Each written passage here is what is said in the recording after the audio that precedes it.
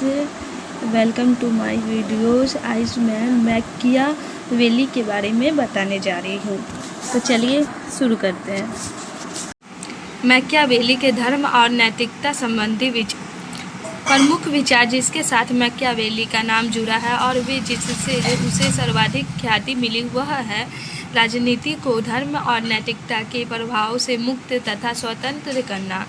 Machiavelli की यह विशेषता उसे प्राचीन और मध्यकालीन विचारकों से अलग कर देती है। सोफिस्ट वर्ग के विचारकों के अतिरिक्त सभी यूनानी विचारक नैतिक के जीवन को बहुत अधिक महत्व देते थे। मध्यकालीन विचारकों का समस्त चिंतन धर्म और चर्च से ही प्रेरित था। मैकियावेली पर पहला विचारक है जिसने राजनीति को नैतिकता से पूरी तरह से तथा औपचारिक रूप से प्रभावित किया। मैकियावेली से पूर्व मिसिलियो ने भी राजनीति को धर्म एवं नैतिकता से मुक्त रखने का सूत्रपात किया था, लेकिन वह ईसाई धर्म के मानव स्वभाव संबंधी वैधता के सिद्धांत और ईश्वरीय नियम के विश्वास को नहीं छोड़ सकता था। जबकि मैकियावेली सभी प्रकार के धार्मिक पक्षों से बिल्कुल मुक्त है और यही विचार उसे मध्यकाल से पूर्ण रूपेण अलग करता है। स्पष्ट है कि मैकियावेली नैतिकता और धर्म के राजनीति पर पड़ने वाले प्रभावों से परिचित था। उसका मानना था कि राज्य को अपनी सुरक्षा तथा शक्तिशाली बनाने के लिए जरूरत के अनुसार सभी प्रकार के साधन अपनाए जा सकते हैं, चाहे वे साधन नैतिक हो या अनैतिकता के सामदंड। पहला, व्यक्तिगत नैतिकता, शासक का दृष्टिकोण। दूसरा, जन नैतिकता, जनता का हित शासक के आज्ञा पालन से। शासक के स्वतंत्र है और वह किसी भी नैतिकता के बंधन में नहीं बंधा है। मैकियावेली के अनुसार राजा को राज्य की सुरक्षा की चिंता करनी चाहिए। साधन तो सदैव आदरणीय समझे जाएंगे और सामान्यतः उसकी प्रशंसा ही की जाएगी। मैकियावेली उदाहरण देता है कि प्रत्येक व्यक्ति जनता है कि जनता के लिए अपने वचन का पालन करना और नीतिपूर्वक आचरण करना प्रशंसनीय है। फिर भी हमारी आंखों के सामने जो कुछ घटा है उसमें हम देखते हैं कि केवल उन्हीं राजाओं से महान कार्य किए गए हैं जिन्होंने चालाकी से दूसरों को पीछे छोड़ दिया है। इसलिए एक बुद्धिमान शासक अपने वचन का पालन नहीं कर सकता और न ही उसे ऐसा करना चाहिए यदि ऐसा करना उसके हित में ना हो। मैकियावेली द्वारा चित्रित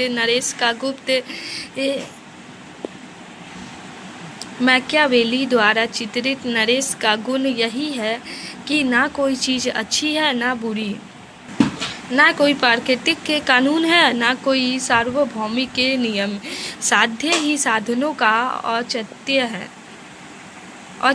है।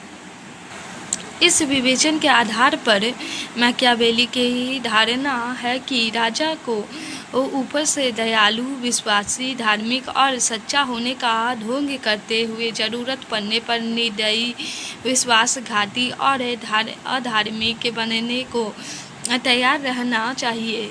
राजसत्ता को बनाए रखने के लिए साम, दाम, दंड, भेद सभी उपाय अपनाए जाने चाहिए तथा सच्चा राजा वही है जो शेर की तरह शक्तिशाली और लोमड़ी की तरह चालाक हो।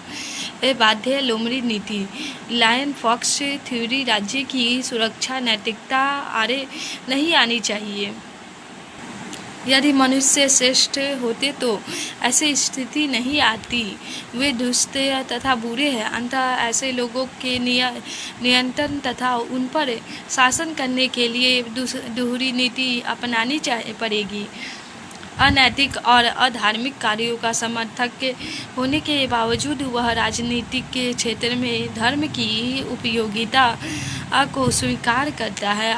राज्य में धर्म महत्वपूर्ण है क्योंकि वह सभ्य जीवन का आधार है। व्यक्ति अनेक बार राज्य के कानूनों की अवहेलना कर देते हैं पर धर्म को ईश्वरीय नियम मानकर उनको नहीं तोड़ते। इस कारण राजा को ऐसे गुणों को धारण करना चाहिए जिससे यह लगे कि राजा दया, धर्म, विश्वास, सच्चारिता और धार्मिकता की साकार प्रतिमा है। धर्म का परचम राजा द्वारा रखना चाहिए। इस कारण डिस्कोर्सेस में वह लिखता है कि जो राजा और गणराज्य अपने को भ्रष्टाचार मुक्त रखना चाहते हैं, उन्हें सर्वप्रथम समस्त धार्मिक संस्कारों की विशुद्धता को बनाए रखना चाहिए, क्योंकि धर्म की हानि होते हुए देखने से बढ़कर किसी देश के विनाश और कोई लक्षण नहीं। परंतु मैकियावेली धर्म को राज्य के सुरक्षा में ही प्रयोग करता है। धर्म के विचार उपयोगितावादी है, धार्मिक और नैतिक मान्यताओं का पालन वही कर तक राज्य की सुरक्षा तथा आसानी के साधन के रूप में कार्य करे। आलोचना। मैकियावेली द्वारा धर्म और नैतिकता की अवहेलना और घोर उपेक्षा की गई है। इस कारण उसके कई विचारकों द्वारा आलोचना की गई है कि वह धर्म तथा नैतिकता का विरोधी है, लेकिन मैकियावेली पर यह आरोप लगाना सही नहीं है कि उसने राजनीति को धर्म और नैतिकता से अलग करके उसे भ्रष्ट कर दिया। राजनीति तो उससे पूर्व ही भ्रष्ट हो चुकी थी। उसने तो केवल व्यावहारिकता का परिचय देते हुए उस नग्न सत्य को एक मिनट रुक